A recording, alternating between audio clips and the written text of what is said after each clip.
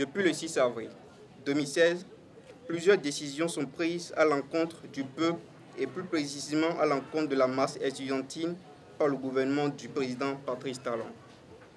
Au nombre de ces décisions scélérates, nous avons le drame de l'invalidation de l'année académique 2015-2016 à l'ESFLASH, Faculté des Lettres, Arts et Sciences Humaines.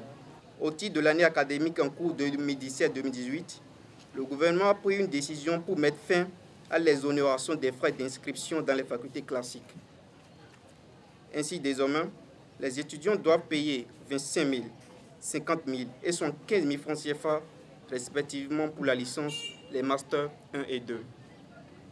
En plus de cette décision, il y a le décret numéro 2017-155 du 10 mars 2017 portant critères d'attribution des allocations d'études universitaires qui met en cause les dispositions antérieures en la matière.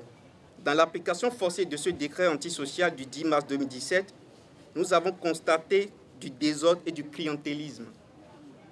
Il y a environ un mois, la direction des bourses et secours universitaires a rendu public les noms des étudiants de la première année qui doivent bénéficier des allocations universitaires et après l'étude de ces listes.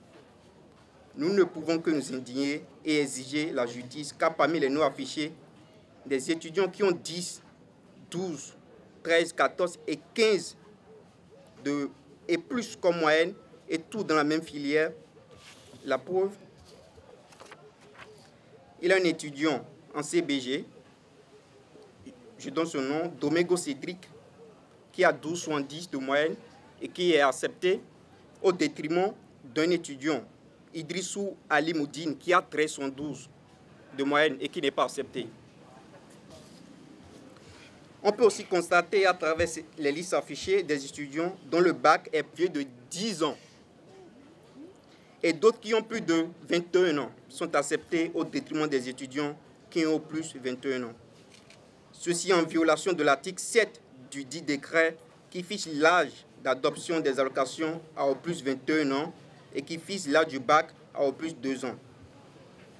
Preuve, Djekin Nou Ghislain, il est né le 12 novembre 1994. Aucun critère de sélection des étudiants ne peut être appliqué en dehors de ceux définis par le décret numéro 2017-155 du 10 mars 2017 et de l'arrêté ministériel fixant les quotas affectés à chaque entité. Il a, par exemple, Otos Suicile, qui a 14,00. Baudré Noumeveille, qui a 14,18 de moyenne. Souvi Léa, qui a 14,09 de moyenne. Et Adam Le Prince, qui a 14,10 de moyenne. Et Ronny Asso Prudin Plaisir, qui a 14,60 de moyenne. Enfin, Guédou Roland, qui a 15,42 de moyenne.